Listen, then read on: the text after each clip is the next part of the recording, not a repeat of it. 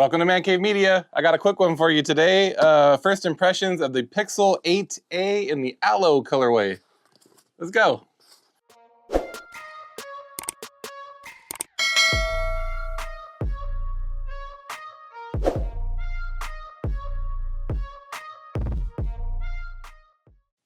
right, as longtime subscribers of my channel might know or may know or should know or hopefully you know, recently, I say recently, it's been years now. I switched over to an Apple iPhone a couple years back, and it was Google's fault, I promise. I had the last Pixel that I owned, I should say, was the Google 6, was the Pixel 6 Pro.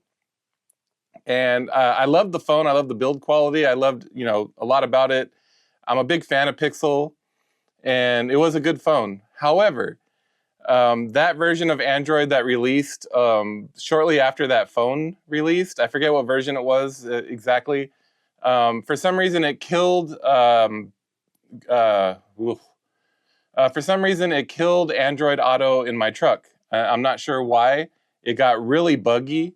Like, it would work to a point, but it would randomly just freeze up. The map app would crash, and it was a mess. And the point of the thing is to have it so that I'm not trying to interact with my phone while I'm driving, right? That's the whole idea. And it was just, like I said, hot mess express. It just wasn't working properly. And so that kind of forced me to move over to the Apple ecosystem. At that time, I had an iPhone for work through my workplace, and Apple CarPlay was still working flawlessly with that, current version of iOS. I don't remember what it was at that point, but it still worked flawlessly. So I sold my Pixel 6 Pro, and I got an iPhone. At the time, it was an iPhone 13. And I'm on a 15 Pro Max now, but at the time when I made the switch, it was iPhone 13. And so I've been with Apple, this is my second iPhone that I bought with my own money now, ever since then. But there were a lot of things about the Pixel that I really missed. And so I decided to kind of take the Marques Brownlee approach, and instead of just picking one, I carry both. And mostly because there's certain things about Pixel that are better than iPhone and vice versa. And it's hard for me to choose between the two. I'm a big fan of Pixel. I'm a big fan of Android. And so, iPhone is catching up on some things that Android has offered for years. They're starting to catch up now for sure, but there's still some things about Android that I love. But anyways, that's enough talk. Let's get this guy out of the box and have a look, shall we? I chose the Aloe colorway because, of course, I did. Anybody that knows me, or if you're a longtime subscriber of my channel, you pretty much know why I chose that color. But, all right, I actually had to step away from making this video for a bit to tend to something else, and I never made it back out here, so that's why I'm wearing different clothes, if you're wondering. But anyways, let's go ahead and get this thing out of the box, shall we? Finally, without further ado.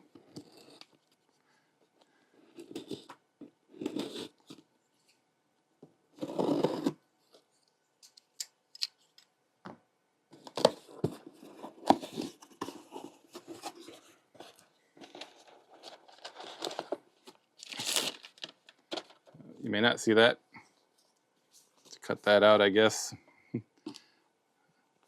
All right, very standard Google Pixel box.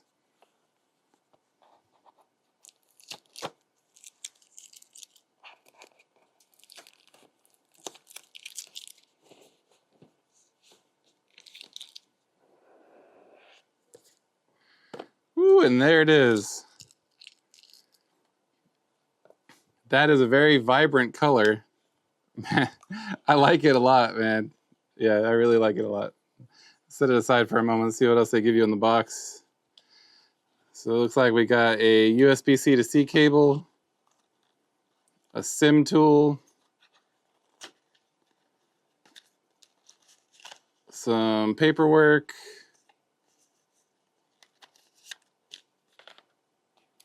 and a USB A to C adapter. So it's a nice cable.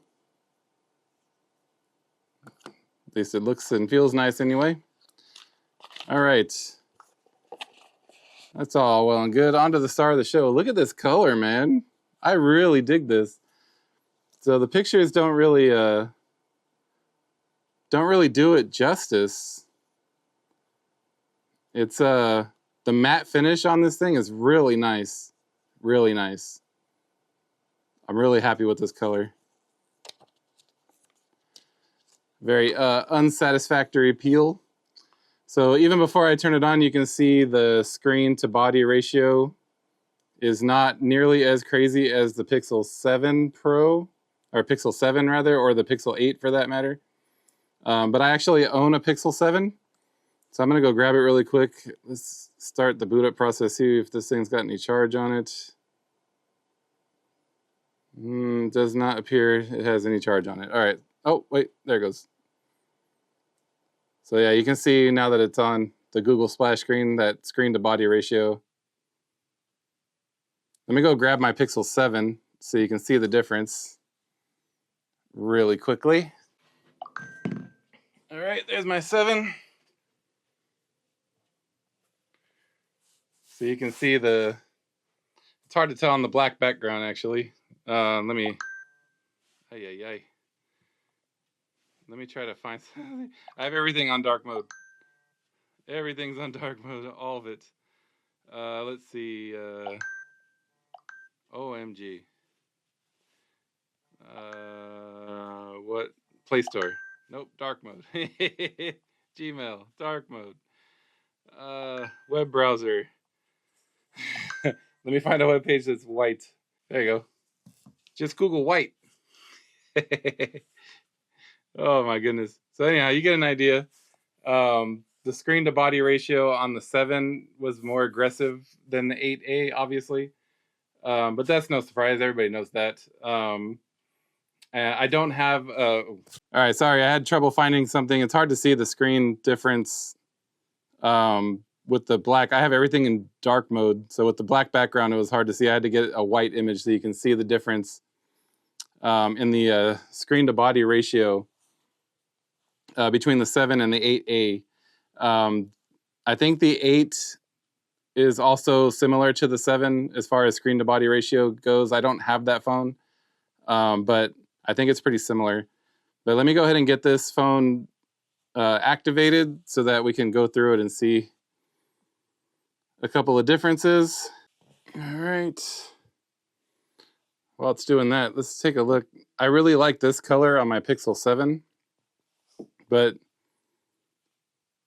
next to the Pixel 8A, you can see the size difference. This is a regular Pixel 7, not a Pro, obviously. You can see the size difference, but what I really like about the 8A is this matte finish, man. This matte finish is really nice. This is kind of overlooked, I think. And the camera bump is significantly less so. Let's see if I can get that at a good angle here, so you can see. Like, look at, man, it's hard to, there we go. Look at how much flatter that thing is compared to the 7. That's crazy, man. So, all right, I'm gonna do some test shots outside, and we'll compare those. Like I said, I'm not expecting to see any differences with this. I'll do a test movie because supposedly Google nerfs some of the movie features on the 8A versus the regular Pixel. So I'll do some of that as well. Let's see. Let's go over some specs. So it has a 6.1 inch Actua display, 20:9 aspect ratio. It's 1080 by 2400 OLED at 430 ppi. Let's see. It has a Corning Gorilla Glass. It has smooth display, as I mentioned, up to 120 hertz. And always on display at a glance, which I think they've introduced that a while ago. A lot of Pixels had that. 1400 nits brightness HDR and 200 nits peak brightness. So like I said, it looks pretty good in here. HDR, HDR support and full 24-bit depth for 16 million colors. They claim a 24+ hour battery life and up to 72 hours with extreme battery saver turned on. I won't be testing that. This is not a full review. This phone has been out for a while. There's other people that have done full reviews already. This is just like a overview. As a Pixel user, you know, just an at a glance. It does support fast charging. It supports wireless charging. It has 8 gigabytes of RAM. This one is this is the 128 gigabyte variant, but you can get 256. Has the Google Tensor G3. Like the previous Pixel, they do offer up to 7 years of software support, which is cool. I like that a lot about these devices. Can't get over this color. The pictures don't do it justice, man. When you get it in hand, in person, it's really nice. I like it. So the rear camera, 64 megapixel, and you've got a wide camera lens, an f-stop of 1.89, 80-degree field of view, super res zoom up to 8 times. Then you have a 13 megapixel ultra wide camera with an f-stop of 2.2 and 120-degree field of view. Has a optical plus electronic image stabilization on the wide. That's cool. The front-facing camera is 13 megapixels, fixed focus, 96.5-degree ultra-wide field of view. This does have Magic Editor, Best Take, Magic Eraser, Photo Unblur, Real Tone, Face Unblur, Panorama, Manual White Balancing. You know, all the standard Google AI features for taking pictures. What makes the Pixel, in my opinion, superior from other smartphones for taking photos. It's mostly Google software.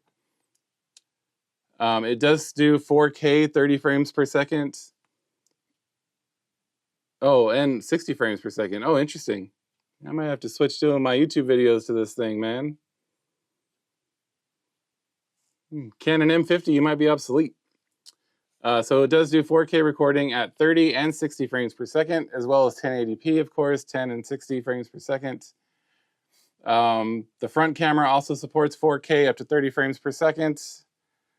Let's see, cinematic pan, it has slow-mo, it has 4K time-lapse with stabilization, it has astrophotography, which is really cool if you've never tried it. Let's see, fused video stabilization, optical image stabilization, 4K cinematic pan video stabilization, 4K locked video stabilization, digital zoom up to 5 times, and it supports video formats HEVC and AVC. Has stereo recording, speech enhancement, wind noise reduction, and audio magic eraser, which is also really cool. So for buttons, of course, you got your power button, your volume rocker, and then you have a USB-C port and a slim... you have a USB-C port and a SIM tray. And that is pretty much it for the Google Pixel 8a. I'll throw up some comparisons really quick. I'll take a few photos outdoor with the Pixel 7.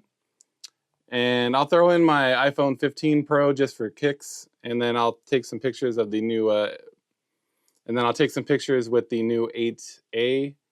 And I'll throw them up there side by side for comparison. But like I said, as far as the Pixel 7 and the Pixel 8a, I don't expect to see a whole lot of difference, but you never know. I'll just throw them up side by side for comparison. But overall, I really dig this color. It's a really nice color. Like I said, photos don't do it justice. I really like the matte finish. So if you have a regular Pixel and you're not a fan of this glossy finish, most people just throw a case on it anyway, so it doesn't matter. But if you rock your phone naked like I do, and you're not a fan of this gloss back, get the A series, man. It's got the matte finish. You're not losing a whole lot when you go from the regular one to the A, especially if you do a generation jump, like from a 7 to an 8A, you're not losing a whole lot. I know the screen to body ratio is not as aggressive, so some people might not like that. I think it's fine. It does have a pretty thick boy chin. Pretty bezels are sexy chin going on there, but it's fine, dude. It looks good. Feels good in the hand. It's got good weight to it. I really like the slimmer camera bump. That's awesome. Although, interesting. Something that I never thought I would get used to, I kind of rest the phone on my finger when I'm doing certain things with that bump right there. Now I can't do that with this. It's just gonna slide right over it. It's all right. I still prefer the smaller bump, especially for when it's in my pocket. Face unlock on this one works a lot faster than the 7. Face unlock on the 7 is slow and clumsy. It did okay that time. Why is it every time I talk smack, now it's working fine? Maybe it's because of the lighting in the room. I got the lights on, so everything's nice and bright. So I'll do a test in my living room and see if it's still fast. But yeah, in here it's I thought it was outperforming the 7. Apparently, every time I go to talk smack about it, it tells me to shut up, and it works just fine. Oh man! All right, so overall, very happy with my purchase. Really like this color, and yeah, if you were looking to buy a new phone, I recommend it. I recommend this color in specifically. But yeah, it's a nice phone. I dig it.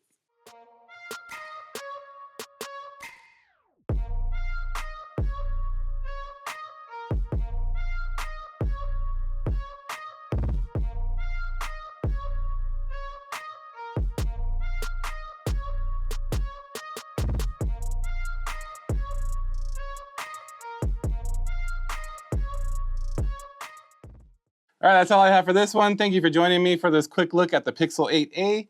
If you enjoyed this video, please smash that like button and help feed that hungry algorithm. I hope you have a great afternoon, and like always, thank you for watching.